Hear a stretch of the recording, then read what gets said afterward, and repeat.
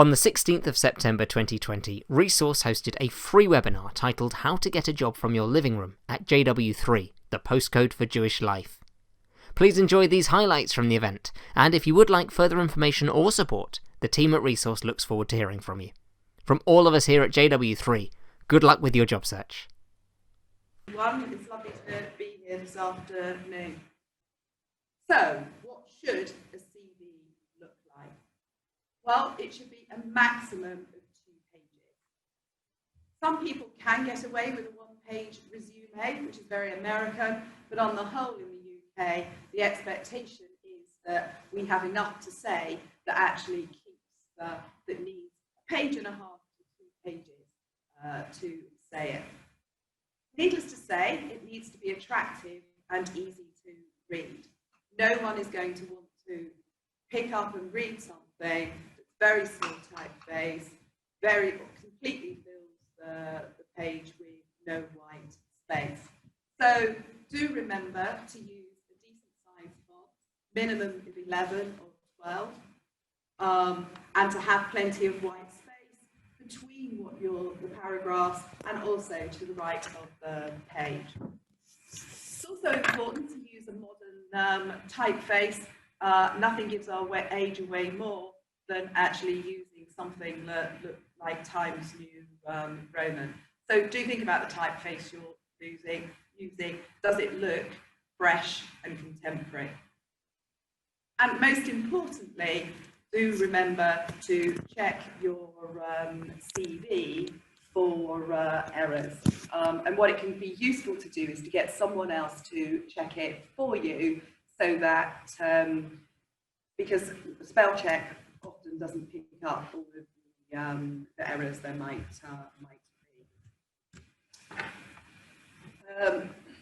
So, what should we think about when developing our CV? Well, the first thing we need to do is to put ourselves in the shoes of the employer and really think about what is it that they will be looking for, and to make sure that that's what we include in our CV. What we can then do is look back and think about our competencies and what illustrates that we can deliver. What we also need to think about is the volunteering that we may have done and what that says about us. Volunteering is really important as a way of actually demonstrating our wider skills and values. It can also be very helpful for those of you who perhaps have had a bit of a career break. We also need to think about whether we have gaps in our CV and how we need to deal with those. Might be a career break, it might be an extended period of unemployment, it might be for some of you that you have done a gap year. Whatever it is, we need to think about how we address those positively in a CV. Also think about the development initiatives that we have undertaken, because often these can be extremely marketable to employers. So, what are we going to include in our CV? Well, the first thing we should include is a profile. And a profile is 5 or 6 lines which sum up us focused on the job for which we are applying. What we then need to see are the achievements that we have accumulated most recently, preferably in our careers, but they might be personal achievements as well. And we would have 2 or 3 of those on the CV in order for the employer to see what it is that we are capable of doing. Our education and qualifications will also be there. But with the exception of our younger viewers who will be going into a lot of detail about their education and qualifications, for most of us, once we've been out in the job market for a couple of years, it's actually our work experience that is more important to employers.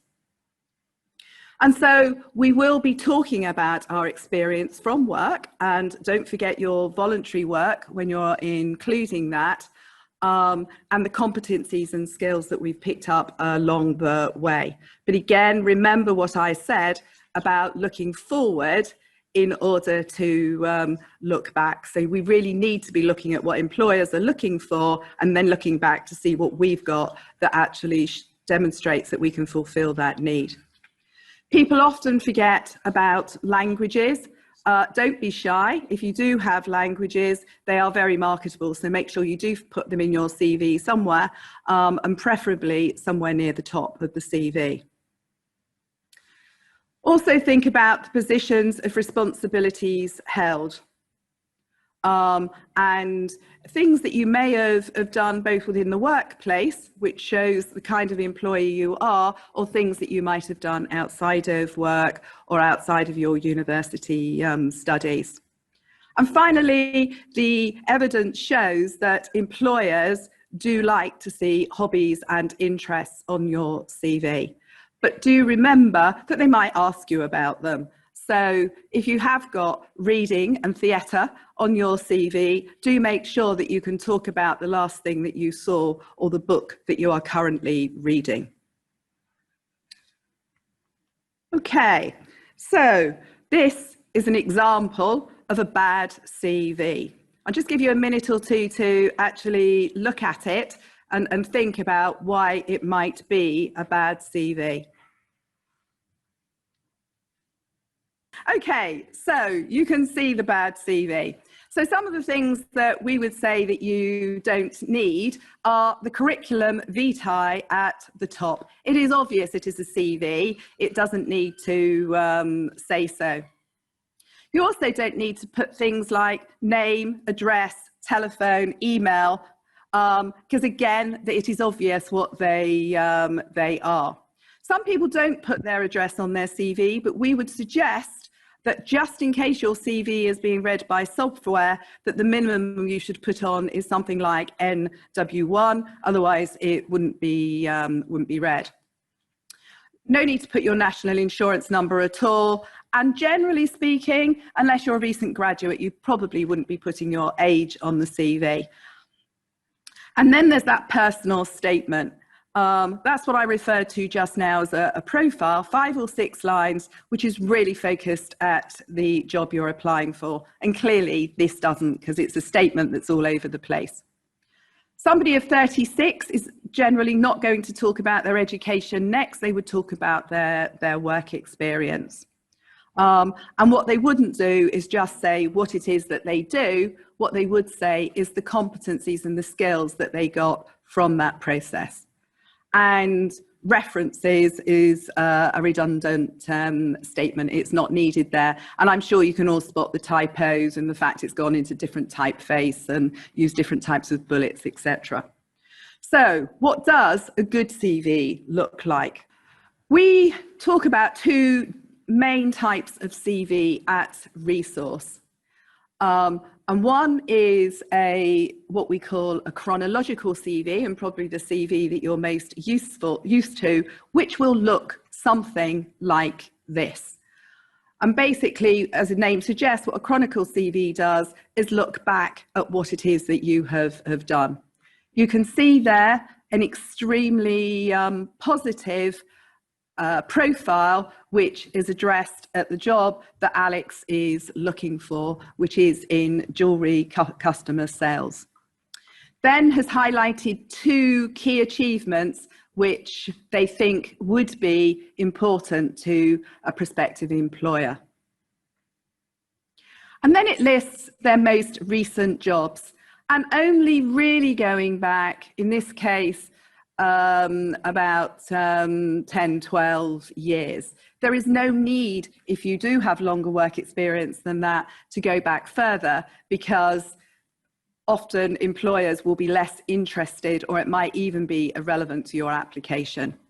And then we can see the qualifications and training and some other information of things that an employer might be interested in knowing about you, and then at the bottom, the interests.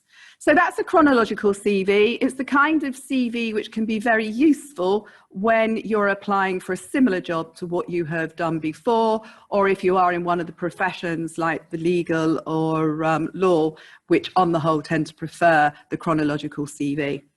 But we find that with our clients, it's more often the functional CV which enables them to market themselves better. And you will see it's topped and tailed in a very similar way to the chronological CV, but the difference is in the middle.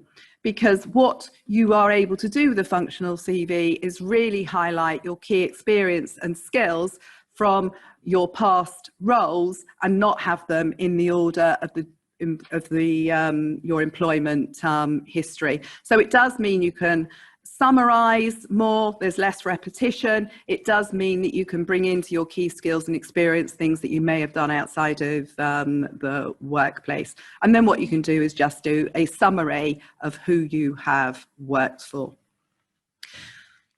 So if you come to Resource, we will be very happy to help you to develop the most appropriate CV for you.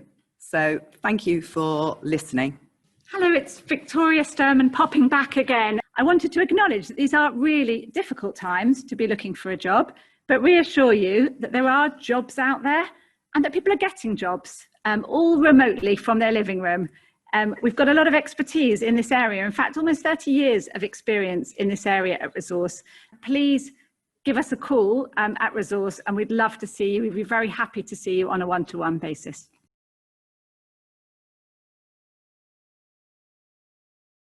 Lynn Cantor will be talking about networking and the power of having conversations. Lynn is Resources Facilitator and Relationship Manager. She's been an operations director, non-executive director, and a business owner. And pulling upon all of this, her vast experience of networking, Lynn helps Resources clients to enhance their own networking efforts by developing contacts for introductions, work experience, mentoring, shadowing, and volunteering. Lynn, thank you. The power of having conversations. Networking. Some of you don't like networking. Some of you love it. Some of you think you've never done it. Those of you who don't like networking or think you've never done it, let me change that to having conversations. Because conversations is something that we all do, and we all do it all the time. We talk to our friends and our family. We talk to acquaintances and even people we don't know. And in these COVID times, we can actually make contact with people we haven't spoken to quite a while, because we all have something in common. What have you been doing during lockdown? What's the situation at your part of the country, at your end? So whether it's online over the phone or online on a Zoom meeting, you can have those conversations. In fact, it's probably easier at the moment to have some of those conversations, because conversations become even more important when you're looking for a job.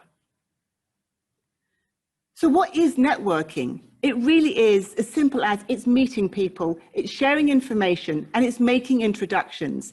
And it's something actually we do all the time, because we do it through having conversations. If you're a graduate or even still a student, you would have shared bits of information at university. You would have shared books to help you with a dissertation or to help you with a project or some work, homework. If maybe you're a homeowner and you've had your house decorated, someone comes along and says, oh, I need a painter. Who did you use? And you would share that information. You may even make an introduction. And the thing is, we extol the virtues of a great author. We put the painter in the best light. So we need to do the same for ourselves. And if we do that, we become more believable. If we believe in ourselves, then other people will too. So why do we have conversations when job hunting? Kim has already said up to 70% of jobs come through the hidden job market. What is the hidden job market? It could be various things. It could be a voluntary post that has turned permanent and paid. It could be a job that's never been advertised. The people still looking for someone, but they do it, say, who do you know? Who do you know? Or actually, sometimes it could be by speculative application. And actually, there was never a job there in the first place, but they come across you and all your skills and they create a job. Or sometimes it's just a job that's hidden from you. It's out there in the marketplace, but you haven't come across it. These conversations are really important. And let me give you a couple of examples. We had a client who was coming in on a Monday morning. That same weekend, one of our advisors was talking to someone at his synagogue. And they said, oh, how are you? Yeah, it's okay. But you know what? I just lost my operations director. It's been a bit of a week, you know. You don't know anyone at Resource, do you? And Eric said, well, why don't you write something down? Right, give me a job description. I'll take it in on Monday morning.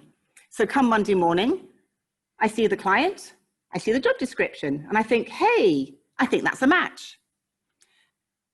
The job description didn't have a company name on it, but it did have an industry and it did have a location. The client looks at it and said, oh, I think that's my cousin's business. Oh, do you know your cousin? Yes, I see him every few weeks for a coffee. Oh, does he know you're looking for a job? Probably. Does he know what you do? No, he thinks I'm the IT guy. Well, are you? He said, well, I used to be, but I moved on now. I'm in operations. You need to have a cup of coffee with your cousin. So several cups of coffee later, and probably a few Friday night dinners, he's now been working there over 6 months. And that was a cousin who he actually met on a regular basis. But also why you need to have these conversations is that someone else can sometimes do your networking for you. A few months ago, I'd seen a client, and then I went home to my partner. And as you do, hello, darling, did you have a good day? Oh, I got called into an interview for one of the clients I work with. Oh, okay, any good? No, we didn't find the right people. What are you looking for? Project manager. My brain is tick, tick, tick, tick. I know a project manager.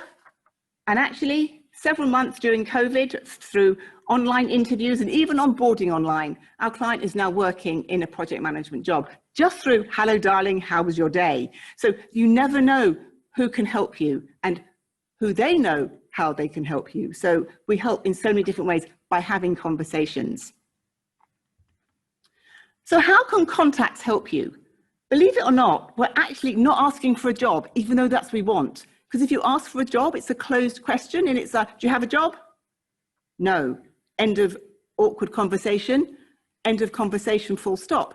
If you ask for what I call the 3 I's, information, introductions, and identifying opportunities, you're actually going to get much further. People love to share information, such as information on their company, the industry, their job role, or even giving you feedback on your CV. Because sometimes industry-specific feedback can be really beneficial. Introductions. People in industry know more people in industry, and they can make more introductions for you. And also, they can identify opportunities. It could be that job, it could be a networking opportunity, or it could be some training. So remember the 3 I's, information, introductions, and identify opportunities. And that makes it having conversations so much easier. Let me give you an example of a client who did these things. Did fundraising in the industry, and he started to build up a list of all the people that he could contact in fundraising in the charity sector. And bit by bit, he's made contact with them, and he kept in touch with them. Will you have a look at my CV? What other skills do you think I need? Do you think I need any training? And he would have a chat with them every now and again. So he built up information, and he said, who else do you know I can have a conversation with? They made introductions for him. And when someone left their company, they identified opportunity and they recommended him. So yes, he had to go through the interview process, but he'd already been referred and they'd identified the opportunity for him. Why didn't you come along? We have a vacancy. So it's really important to focus on the 3 I's. What stops us networking? It's the practical stuff. And I see this a lot. I'm too busy, childcare, elderly parents, sending off 100 applications, which Kim has already said doesn't actually necessarily achieve you a lot. These days, you might not even get a response, let alone an interview, to just 100 applications. So you always want to make sure you have time in your diary to network. Put an hour in every day to make those telephone calls or those online meetings. And then there's the emotional stuff. Fear, rejection, I've been out of it for too long. But remember, it is just a conversation, and we can all have conversations. Like I said, call up someone and say, what's it been like your end during COVID?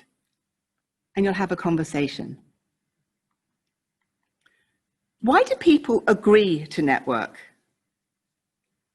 Well, generally, people like to help. There's mutual benefit. They may be in a similar position in the past, even currently, and you can become buddies, or even in the future. They know the person who's introduced you, or they just like you.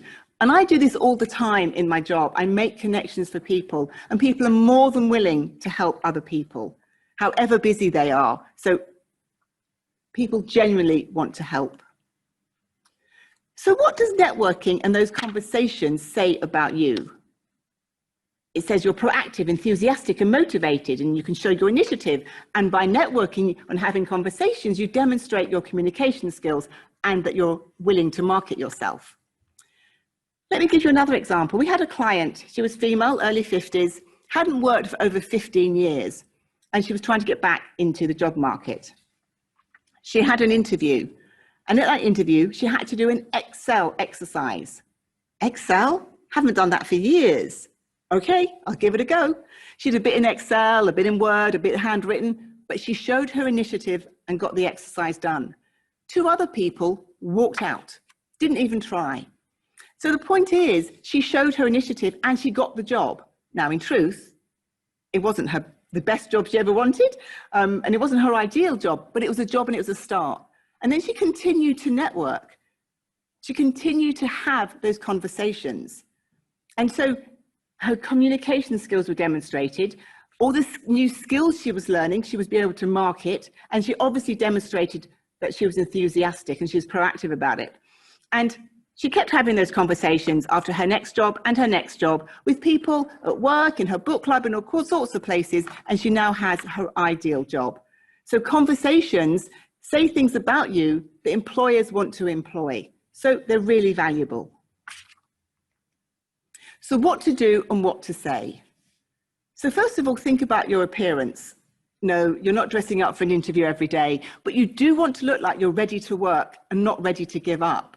And on these online calls with Zoom or Teams or whatever video conferencing you're using, make sure your background appearance is good as well.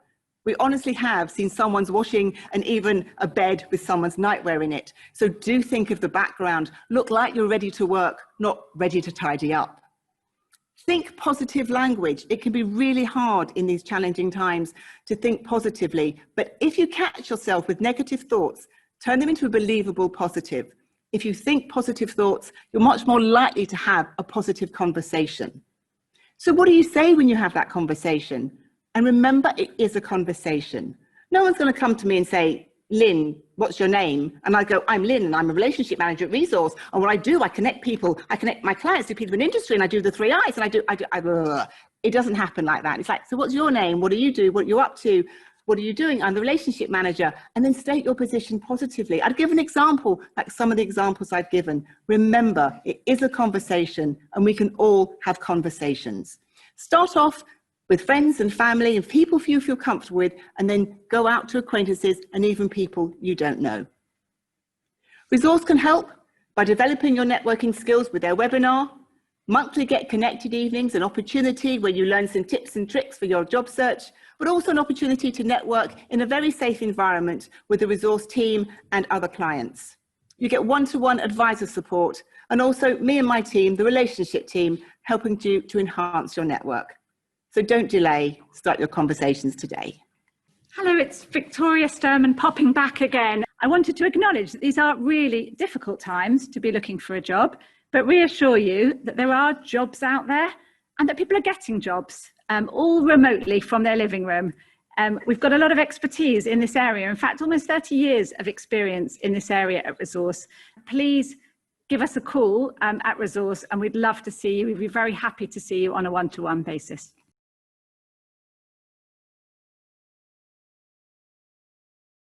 Gillian Gerner is our facilitator and advisor at Resource. She's a qualified HR professional with an MA in HR management. She's worked mainly in the voluntary sector in social care and international development, with previous experience in catering, retail, and the utilities sector. She's run her own office services business and undertaken CAB advisory work. Gillian now runs the LinkedIn for Job Search seminar at Resource, which thoroughly recommend as well. Thanks, Gillian. Good afternoon, everybody. I'm going to talk to you about social media in your job search. So if you remember a long time ago, this is how you used to look for a job. You just looked in local papers or daily papers, or there were loads of jobs there. Well, not anymore, I'm afraid. Now it's social media. It's LinkedIn, Facebook and Twitter. So I'm going to talk to you about those social media platforms. So why should you use social media? Because you can advertise your skills and you can create your personal brand, build your network. And Lynn has talked about networking, how important it is. LinkedIn, social media is really important for building your network. People use LinkedIn as a networking tool. It's really important that you do use it. You can apply for jobs easily and quickly through LinkedIn. It obviously shows that you're modern, up to date, and you know what you're doing with social media, because a lot of jobs these days not only involve networking, but also involve using social media. So why should you use social media? Well, we talked about being searched by software and algorithms. So 92% of recruiters and hiring managers, they just spend their days trawling through social media to find the best people for their jobs. And they probably won't contact people who haven't got, they won't take up applications from people that aren't on social media, because they do expect their candidates to have an online presence. So really important that you create a personal brand. It's not a profile, it's not your online CV on LinkedIn. It's much more personal. It's about you. It has much more scope to build a portfolio about yourself than a CV. So you need a photo, which you won't put on a CV. You apparently get 21 times as many requests to view if you have a photo. So you just want head and shoulders, no more than that. That's what you need, a professional photograph just for your LinkedIn profile. You do need a punchy headline. It's really important that you just don't, so if I just said I was an HR manager, there must be millions of HR managers on LinkedIn. So I would say something about what I do. I can create a really good workplace strategy for you. I can put a program of employee engagement in for you. So it's more particular, more detailed about what I do rather than being general. So I'm emphasizing my skills and what added value I can bring to an organization. The summary is an about section. What's special about you? What you can offer and why an employer would want to speak to you. So it's written in the first person. So it's what I can do, what I can offer. When people look at your LinkedIn profile, they can only see, to begin with, the first 3 lines of your summary. They have to click on the More button to see the rest of it. So you really need to get those first 2 lines as very punchy. So what's special about you? What the employer wants to know about you. Look at job descriptions for the things you want to do. So make sure you've got those keywords, because as we said before, software algorithms, they're looking for those keywords that you have in your in your profile. So what you need on LinkedIn, you need your work experience, skills. You can add up to 50 skills, but 5+ skills means you get 31 times as many views. It's very easy on LinkedIn to add skills. You just put, if you want to do if you're in marketing, you can just put MA and it will give you a drop down list of all different marketing jobs, skills in marketing. So it's really important that you do have those skills. And once you've got skills on, your ex-colleagues, your friends, other people you know can endorse you for those skills. looks really good if you get a lot of endorsements for a particular technical skill that employer will be interested in. Recommendations, you get recommendations from your old colleagues, old employers. If they're on LinkedIn, you can ask them to give you a recommendation.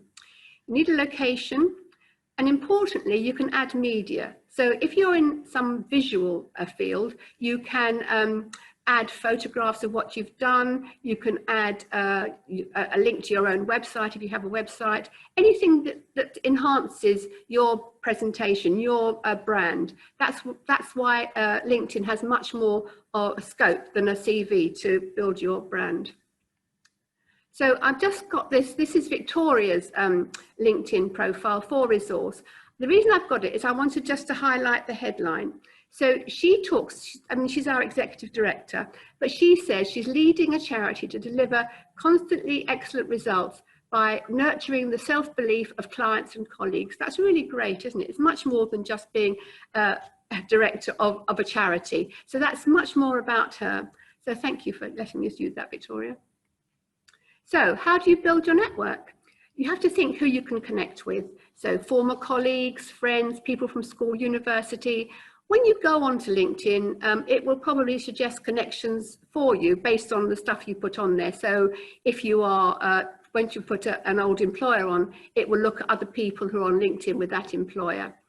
I can give you a lovely example. We had a client not that long ago who I had worked with previously at a charity and some time ago, and she'd worked for a number of years after that as a fundraiser for another charity. And she got on LinkedIn through Resource, and when she was on LinkedIn, the finance director of the organisation we both used to work for actually contacted her because she was looking for a fundraiser, and she got the job. So that shows you the power of LinkedIn.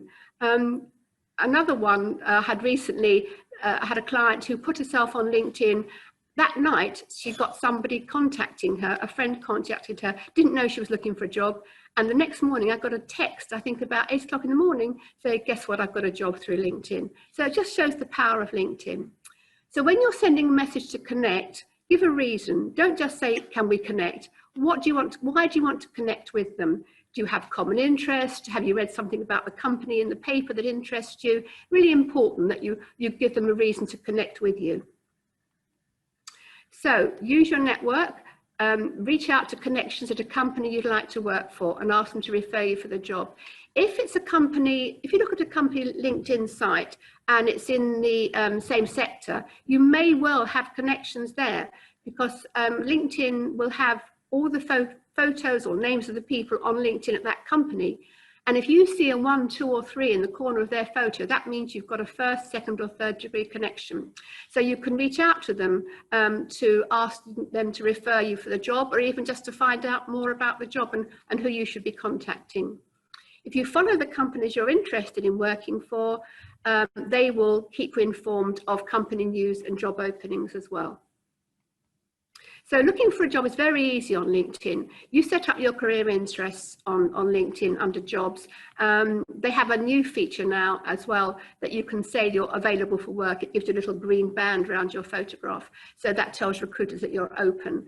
If you have potential job titles and locations, then LinkedIn will actually suggest jobs for you. Or you can use the LinkedIn job search app. So you can set up alerts, filters, specific roles, and you can also save and track the jobs that you've applied for, or you can just search for jobs using the main search bar on LinkedIn. You can apply actively. There's easy apply or apply on the company website.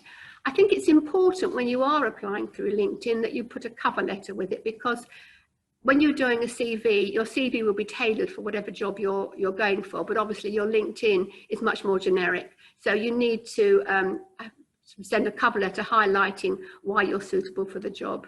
You can apply direct to the hiring manager. Certainly look for mutual connections, join in conversations and be active, and like or comment on posts that raise your profile and be seen by others. It takes a second to like someone's post. So Facebook, I don't know whether many of you use Facebook or whether you'd even thought about it for looking for a job. But if you are going to use Facebook looking for a job, you need to think about your profile. So you need to think about putting some work experience in the about section, so it's not purely social. The groups on Facebook, there are groups on LinkedIn, but the Facebook groups are much better for job hunting because the LinkedIn ones are worldwide, some of them. So the Facebook groups are much more local. There are jobs in Stanmore, jobs in Hendon. There's lots of jobs groups on there, flexible working, working mums, latte lounge. So join in those groups. Follow the organisations that interest you and join in the discussions in groups or the communities are related to your occupation. So using Facebook, you must check your privacy settings and think about the postings, the content and who can see them, because people can tag you on other posts and photos. So you need to be really careful about that because employers will go through all your social media platforms. Connect and engage with your network. Post updates related to your job search and career interests. So again, not purely social, more about your work. Stay professional at all times and just search for job opportunities on Facebook. Twitter, I don't know if many of you tweet, but you can certainly look for jobs on Twitter. So you want a powerful, professional, public Twitter account. You choose a Twitter name. You know, in Twitter, you can have more than one account. So you could have one account for your casual use, if you like, for Twitter, and just one account for your job search. But use the same photo as you do for LinkedIn. You can have a little biography of 160 characters, just your location, your keywords, skills and accomplishments. And that will mean you can be searchable and noticeable. So looking for jobs on Twitter, you either search for them just by the job title or using the hash mark, marketing jobs, hash jobs in HR. So that's how you look for jobs on Twitter.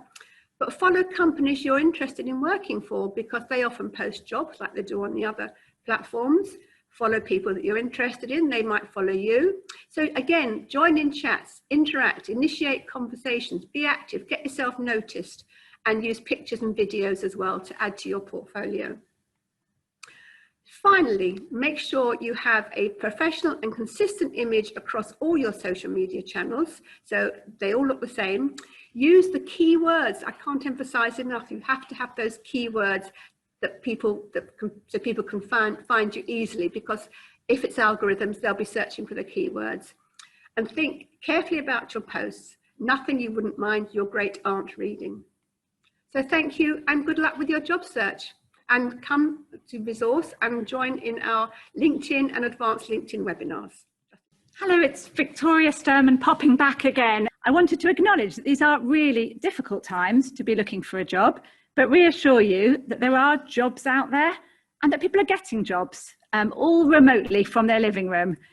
We've got a lot of expertise in this area. In fact, almost 30 years of experience in this area at Resource. Please give us a call at Resource and we'd love to see you. We'd be very happy to see you on a one-to-one basis.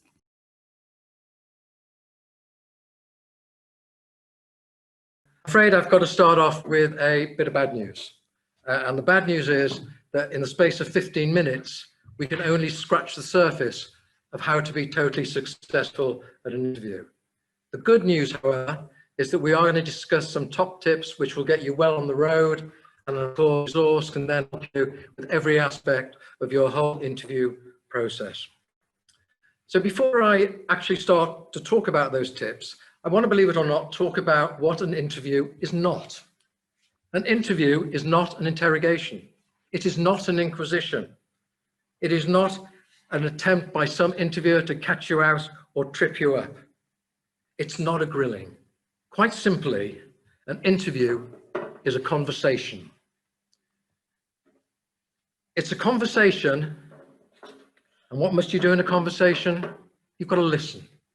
A conversation between you and the interviewers. A conversation so the interviewer can learn and understand about you, and you can learn and understand about the role and the organization. So what you must do? First of all, you must answer the question. I can't tell you how often candidates will answer the question they would like to have had, or they only heard half the question and don't respond properly. So listen to the entire question and answer the question. And if you're not sure what the question is, there is no harm in asking for clarification. I'm sorry, I didn't quite get that, or were you talking when I was working at Google or when I was working at Amazon? No harm in asking for clarification. By all means, challenge and have views. Interviewers will deliberately challenge you. After all, in the workplace, that is what it's all about. You will have ideas, people will challenge them. You will make comments, people will challenge them. The interviewer is not trying to be smart and trip you up. He wants to understand how you will behave in the real workplace situation. So if a view is challenged, develop your argument, be logical and rational, accept what the other party is saying, but don't end up in an argument. And the classic words, just keep calm. And finally, I beg you, please, when you've answered the question, just shut up. There is nothing worse than the interviewer sits there nodding sagely while you're talking, you stop talking, still nodding sagely, pretending to listen, almost egging you on to keep talking. Don't, because all you'll do is dig a big hole for yourself. Very simply, if that happens, would you like me to give you another example? Would you like me to explain in more depth what I've just said? Whatever you do, put it back into the interviewer's hand. So that's all about an interview. Now let's take a look at some of our top tips. When you get an interview, do not stop your job search. Be stimulated and motivated by your success to press even harder for more interviews. Because remember, an interview is not a job. It greatly enhances your chance of getting a job, but it is not a job. Don't waste that 7 or 10 days waiting for the interview and doing nothing, just sitting back and worrying about the interview. Because knowing that you have other opportunities in the pipeline is a great way to help your confidence, to relax you, and to take some of the pressure off when you go into that interview. Because at the end of the day, it's not going to be the be all and end all, because you've got lots of other irons in the fire. So please keep looking and keep on focusing on your job search. So what is our top tip number 2? Prepare, prepare, prepare. Now, when I talk about prepare, people think what I'm talking about is writing and word crafting a detailed script to answer every question that might come up. That's the last thing I want you to do. I do not want you to script your responses, but what I want you to do is to prepare so you have all the information, all the knowledge, all the data, all the background, so you can answer any question that will come along. Prepare what you're going to say about yourself to demonstrate your skills. I can say I'm creative, I'm analytical, I'm well organized, I've good attention to detail. Do any of you believe what I just said? The only way you're going to believe me is if I demonstrate it, and I can only demonstrate it by giving you examples. So have an example, in fact, several examples of each of your skills relevant to the job description.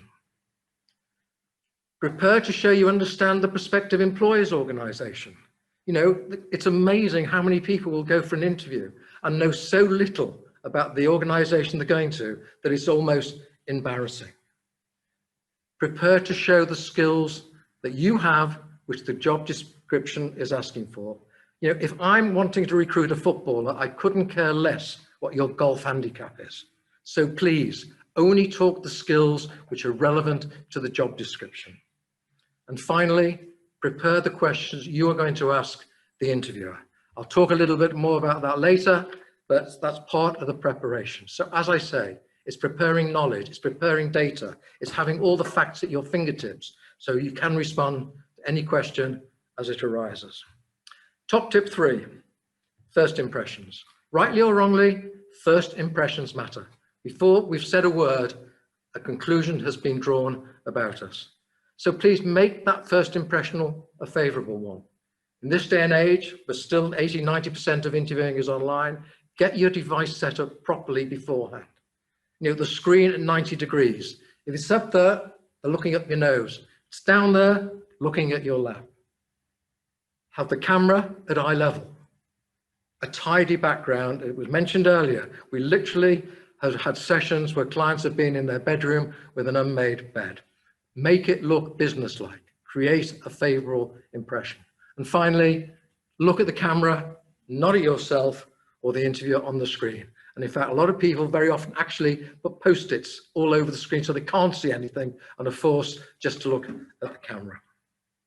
What you should have is your head and a good portion of your upper body with only about an inch between your head and the top of the screen. Because if you don't, and believe you me, if you do an hour's interview and all you can see is a face, it is literally having a face in your face. And it is not, it's not ideal. And secondly, if you are too close to the camera and you don't pull back, you can't demonstrate body language.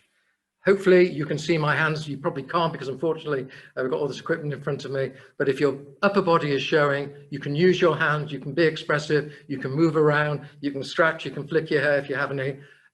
You can show you're alive. Because so often a candidate on a screen can literally look like they have frozen. Your appearance, your body language, tone of voice, and your first words must all be confident and positive.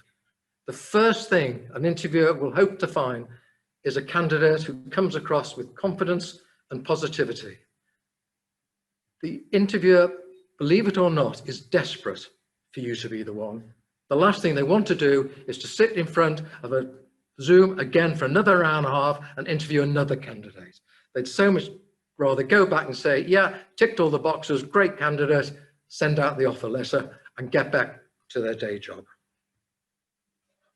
So what's our top tip number 4? Well, believe it or not, I didn't ask it because you couldn't have answered it. If I'd asked you how many questions are there as an interview, we normally get somewhere between 20 and infinity as the response. The answer is there are only 3 questions that an interviewer wants answered. Question number 1, can you demonstrate you can do the job? The emphasis is demonstrate, as I talked about before. Have you got the qualifications, the experience and achievements and skills to meet the job description? Second question they want answered, do you really want the job? Do you show enthusiasm and genuine interest in the job and organization? Believe it or not, one of the biggest reasons that candidates fail at final interview is because they did not answer question 2 positively. They did not demonstrate the commitment and enthusiasm. Yeah, they've got all the skills. Yes, they know they've got knowledge of the industry, but they didn't demonstrate that commitment. And at the end of the day, commitment is a very, very highly prized asset in any candidate for a job. So please demonstrate that by knowing about the organization and asking sensible questions about it. And finally, will you fit in with me and my colleagues? The imperceptible one, personality, culture. So find out what the personality of the company is. What is the culture of the organization? Talk to people who've worked there, who know them, so you can at least try to modify your behavior to fit in and adapt to what the organization expects. And finally, that final question, any questions for me? Lots of people just fumble and grumble because they've not thought about it. So some tips. Don't ask questions to which you should know the answer. People assume if it's not on the homepage of their website, then they can ask the question. Well, there's usually several hundred pages behind the front page. So make sure you're not asking a question which you could have found the answer to before the interview. Don't ask things which affect you. Now, at the end of the day, you've spent an hour talking about yourself. This is an opportunity to ask and understand more about the organization and show your interest and commitment to the organization. Ask about growth initiatives, the implications of recent political and financial changes. What happened on the news this morning? What are the implications of the rule of 6 on your business? How is it going to affect the way you operate? And always be prepared to have a view on your own questions. The question I just asked about the rule of 6, the interviewer could turn around and say to me, yeah, well, what do you think we should be doing because of the rule of 6? So always be prepared to have it turned around. Obviously, in the current environment, ask about remote working and remote onboarding processes. We've got clients literally have done their whole process online. And finally, finish with a thank you. 2 words, but they mean so much. And it's amazing how often people don't say it. And not just thank you, but a positive statement. Thank you. I've learned so much more about the organization. I'm now even more committed to want to come and work for you. And last but by no means least, as soon as you get home, send off that thank you email. And if there's any queries or questions, or you think they might have any, then respond to them in that email. As I said, tip of the iceberg. hopefully help start you on your path to successful interviewing, and good luck in your interviews. Hello, it's Victoria Sturman popping back again. I wanted to acknowledge that these are really difficult times to be looking for a job, but reassure you that there are jobs out there and that people are getting jobs, all remotely from their living room. We've got a lot of expertise in this area. In fact, almost 30 years of experience in this area at Resource. Please give us a call at Resource and we'd love to see you. We'd be very happy to see you on a one-to-one basis.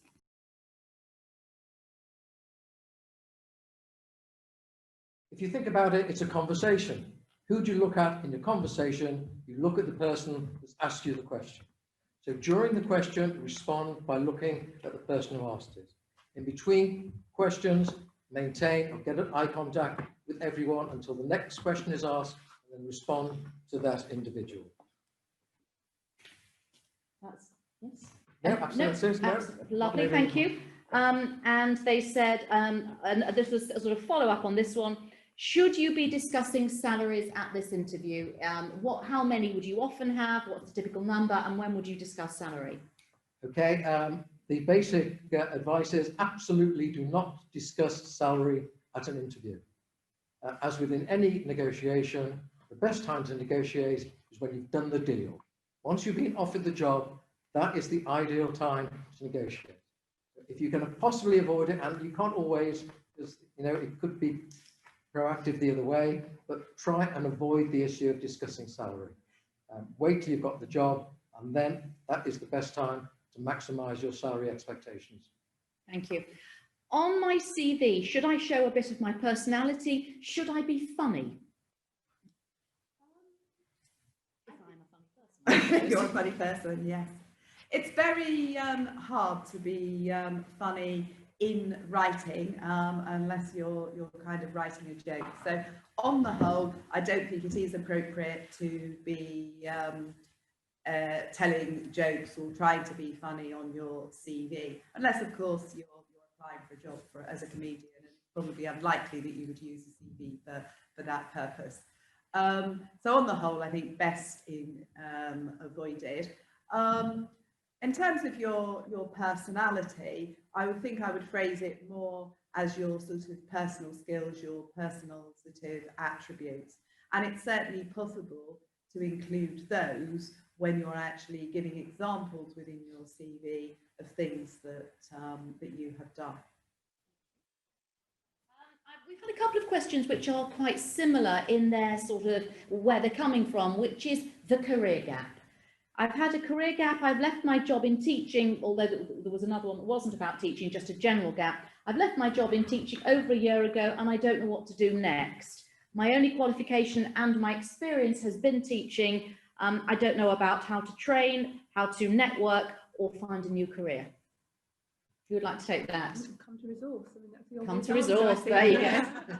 What else can I say? We do have, we run a webinar on career choices, so it helps you to identify your particular skills, your transferable skills, what else you can do with them. And we certainly offer IT training. We any IT sort of basic Microsoft Word, trained on that. And we can help you with, as we said before, interview skills, how to network. You will have a personal advisor who will work with you on a one-to-one basis. So definitely come to Resource. And if that person doesn't know how to network, because I don't know any people in marketing where I'm thinking of going, how to sort of start that journey of networking? Clients of Resource, but seriously, if they were clients of Resource, then if they haven't got a network, then we can put them in touch with marketeers so they can have a conversation and get that information, get those 3 I's that I talked about earlier. So they can get information, they can get further introductions, and then might be able to have an opportunity identified for them. So that's the first step. The other thing is you don't necessarily have to know, that's why you need to talk and have conversations, because you never know who people know. And that's why conversations are so important. Talk to as many people as you possibly can that know about your situation, and then over time someone will have a marketing contact that you can speak to. So if you don't come to Resource, that actually absolutely is the way to do it, by having conversations. And if I wanted to, not me personally, I'd like to start a business. I don't know where to start. Okay, so we do one-to-one sessions with people who are looking to start a business, particularly if they're looking to freelance or to operate as a consultant. So certainly we are able to help with that and have those kind of conversations. Question about, interesting actually angle. Is it okay to ask what could be a political question? If your organisation works in China, are you allowed to ask how they safeguard their employees' rights, particularly in relation to LGBT and minority candidates? Personally, I would suggest that that is a conversation to have in the same way as the salary once you have actually been offered the job. But previously to that, I would suggest that people do as much research as they possibly can, perhaps using their networks about an organisation, particularly if they have any concerns in that area, to see not only what that company's policies might be, but how they actually operate in practice. Another question, and thank you for all these that are coming in, they're very pertinent. If we have had no news about the interview, how long should we wait before emailing or calling back the company? Okay, the first part of the answer to that question is, before you leave the interview, you should ask that very question. What is the next stage in the recruitment process? When will I hear from you? So you have established a benchmark. If the answer is, we'll be back to you within a week, if you've not had a response within a week, you're fully entitled and should contact them, email, phone. Personally, I would prefer phone if you can, because it's less easy.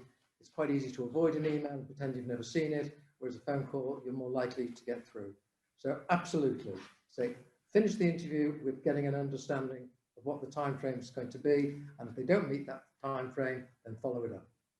While the spotlight is on you, Eric, I've had another interview question.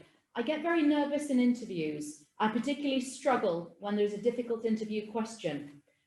Is there anything that I can do to help with these nerves, or anything else that you would suggest? Okay, great question, because I was hoping to get that point over, clearly didn't. Preparation is the way to build your confidence. Now, you shouldn't get a difficult question, because hopefully you've done enough research, you've got enough facts and data at your fingertips that you will be able to respond confidently to that difficult question. But I understand that it's not possible, maybe do it every time. So the first thing is stop. Don't attempt to answer immediately. Take a couple of deep breaths.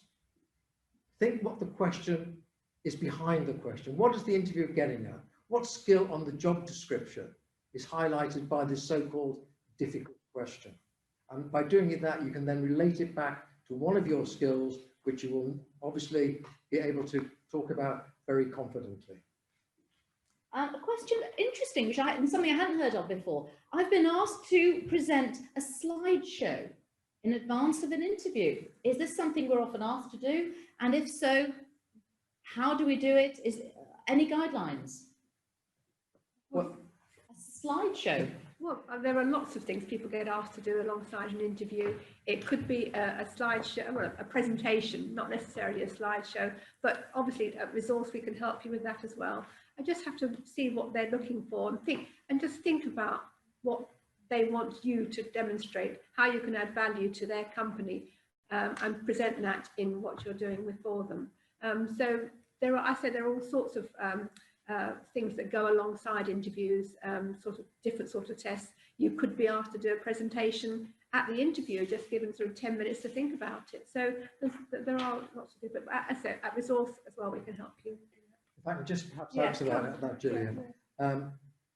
Again, if you're asked to do a presentation, there's a pretty good chance they will give you a brief. And the important thing is you've got a brief, stick to the brief. You know, don't panic. There's a brief there, it's asking you the question, respond to the brief. If there's no brief, ring the organisation. Thank you very much, looking forward to it, about this presentation. Can you give me any about the presentation? Very often they will deliberately not give you any information because they want to see who's bright enough and got enough punch to actually ring up and ask for the information about it. So that's another thing you should try and do. There's no harm.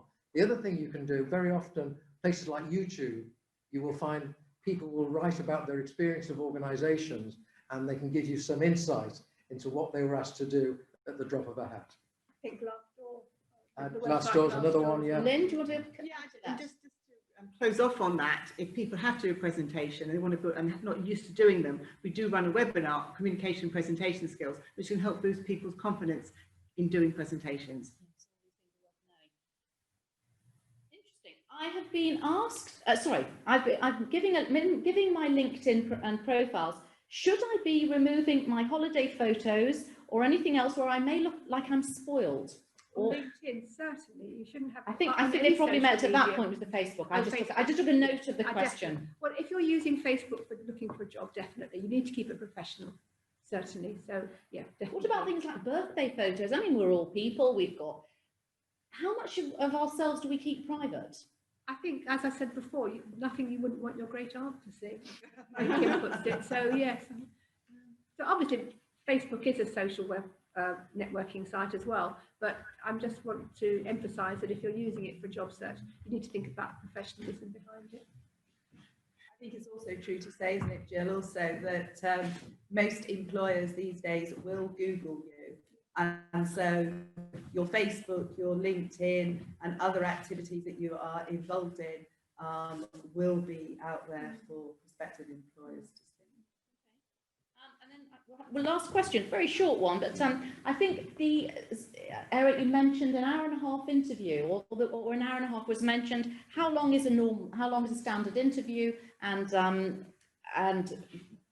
really just sort of how long are normal interviews? It really is how long is a piece of string. I recently had a client who was invited for a 30-minute interview, and it lasted 2 hours. So, you know, a normal interview is probably about 45 minutes, Kim, yeah? You know, there is no norm, as we're discovering in these days we live in. There is no such thing as a norm. So be prepared for whatever it is. And again, ask if there's no timings on the interview request, it just says turn up at 3 o'clock, contact them. How long will the interview last? Hello, it's Victoria Sturman popping back again. I wanted to acknowledge that these are really difficult times to be looking for a job, but reassure you that there are jobs out there and that people are getting jobs, all remotely from their living room. We've got a lot of expertise in this area. In fact, almost 30 years of experience in this area at Resource. Please give us a call at Resource, and we'd love to see you. We'd be very happy to see you on a one-to-one basis.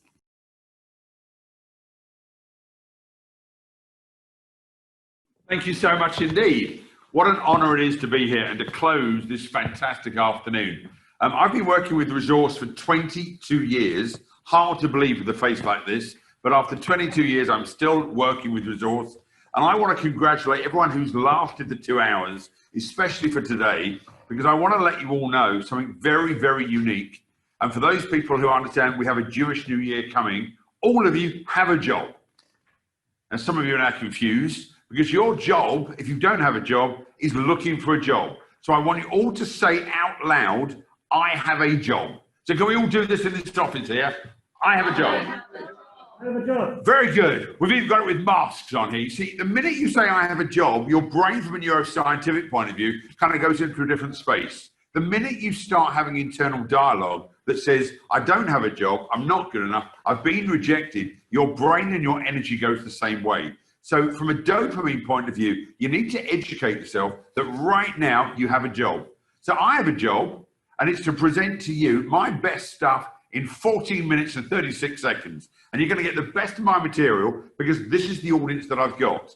But more importantly, this is key, is this phrase if you're looking for a job that says, if you're in the room, be in the room. So right now, we've got about 40, 50 people watching us, and all the people who are watching us are my favorite audience I've ever worked with. And the reason I'm saying that is because you're here. If you decide to look for a job, and bearing in mind you've already got a job, your job is to create an energy and an atmosphere to make sure you've got the right energy and the right material and the right tools to look for a job. Now, I've got a phone in my back pocket, and you'll notice I'm not holding it in my hand. And the reason I'm not holding it in my hand is I want to give all of my energy to the film, to the camera, and to you who's watching the speech. It is so important you understand that when you're looking for a job, your brain is engaged at the same time. So today, I want you to recognize you've got a position and to look for a job. Now, one of the problems for some of you is going to be, this is not the right time to look for a job because we're Wednesday evening and then we've got Friday coming up and it's then the weekend. And for some of us, then there's Jewish holidays. And I'm going to get into trouble for this because I've been in trouble with this before. It's never quite the right time to look for a job. The best time to look for a job is today. And the second best time to look for a job is tomorrow. The problem is no use waiting for the right moment. So I want you to understand right now how you're communicating to yourself before you even start writing a CV or start networking or going on LinkedIn. Because if your approach is negative, it will shine through in everything that you do. So when I was driving down from North London to JW3, where we're filming this from today, I wanted to give you the best experience we've got. There was traffic along the way. Then we had security to get into the building. Then I had to wear a face mask. If I want to blame the government, I want to blame COVID, I want to blame China, and all that stuff that goes through my mind, it's going to affect my presentation. So if you are thinking about looking for a job this afternoon, I want you to go for a 5-minute walk, clear the air, swear if you need to, scream if you need to, but recognize today's a brand new day. And if I said to you the words, and I spelt this word out to you, opportunity is now here, for some of you it would read, opportunity is nowhere. It's the same letters, same words, but it means an enormous difference. But more importantly for you today, how motivated are you to find the job? What job are you looking for? And I promise you, there's a job out there for every single person. And there's a phrase that says, decide on the what and the how will show up. But you've got to know what it is that you want to do. When you go on LinkedIn or when you go on Facebook or when you go on Twitter, what are you wanting to create from it? So I post every single day, and I sometimes post something funny, I post something serious, I'll post something that's got some relevance to the audience I'm working with, but at all times, I want to make sure it's going to add value and it's going to add impact. What are you doing moment by moment to create the job of your dreams?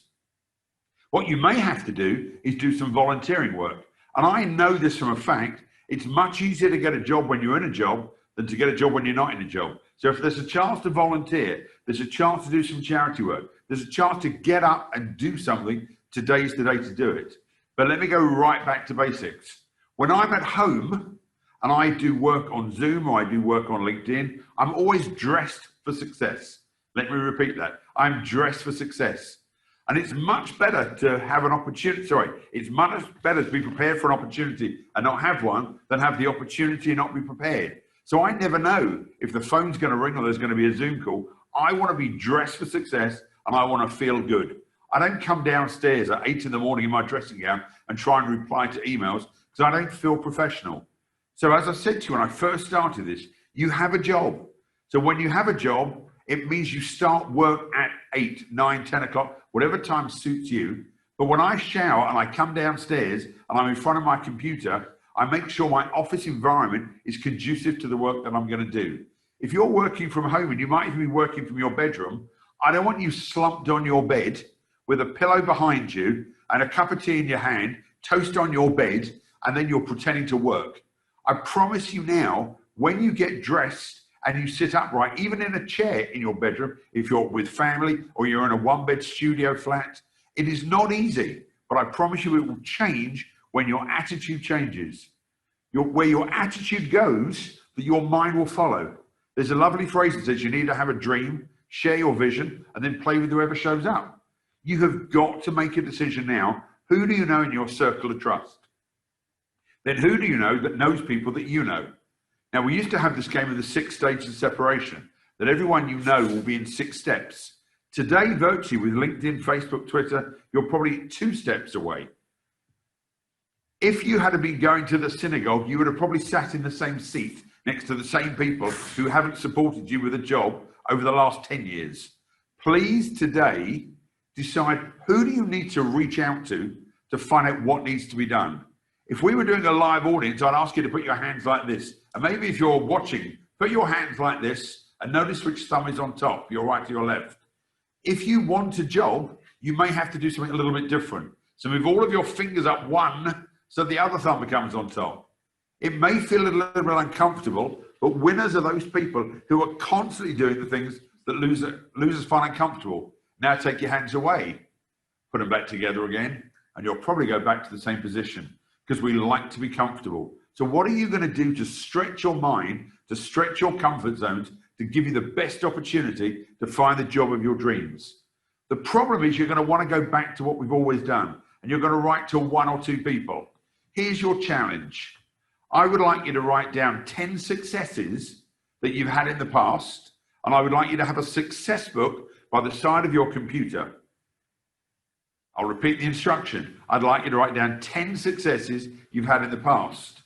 But what I'd really like you to do is to write down 1,001 successes to give you the confidence that when you ring people, you don't need their approval to make you feel good.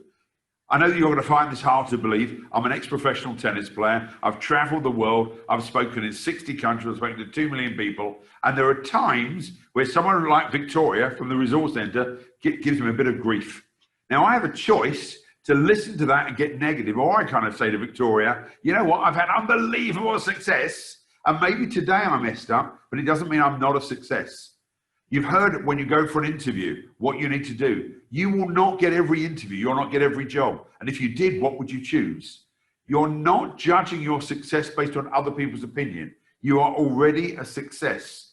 And I know you're already a success because the very day you were born, you won the sperm race. There were thousands of sperms trying to get to the egg, and you won that race. But let me tell you something else.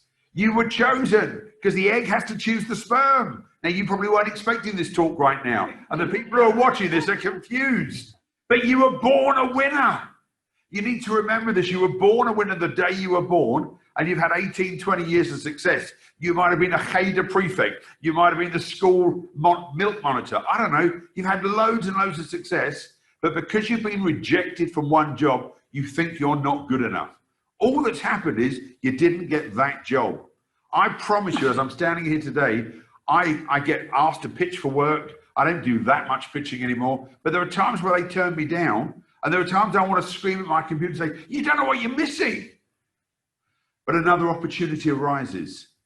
Helen Keller said, when one door closes, another door opens. The problem is, sometimes you've got to build your own door. So can I ask a favor? Get your book of 1,001 successes. Know that you're good enough, and then start doing things a bit crazy. Apply for jobs you'd never really thought about, just for the experience of applying and going for some interviews. Now, I'm a bit crazy because I like going for interviews for things I've got no chance. I once applied for a job at NASA. Now, bearing in mind I left school before I was 16, there was not a chance I was going to get it. But I went quite a long way before they realized I didn't know what physicals or chemistry was. Now, I'm not saying that's the answer, but you want to get experience of telephone interviews, Zoom presentations, live interviews, and Resource can help you with all that. But what you've got to do is to Goya, G-O-Y-A. That's get off your ass. What you're doing is you're waiting for other people to give you permission to move. Now, my time is nearly up. I think I've probably got 2 minutes to go. Is that correct? They're hoping I don't swear anymore. I can see their faces. But here's the point. If you know there's a job out there, and I promise you there's a job with your name, wake up, get dressed, look professional, apply to lots and lots of different jobs, and go a little bit crazy. And remember, you are a winner, you are a success. Have a fantastic 2021, and I look forward to seeing you, but in a way, I look forward to not seeing you, because that will mean you're still at Resource. Have a fantastic time. Thank you so much.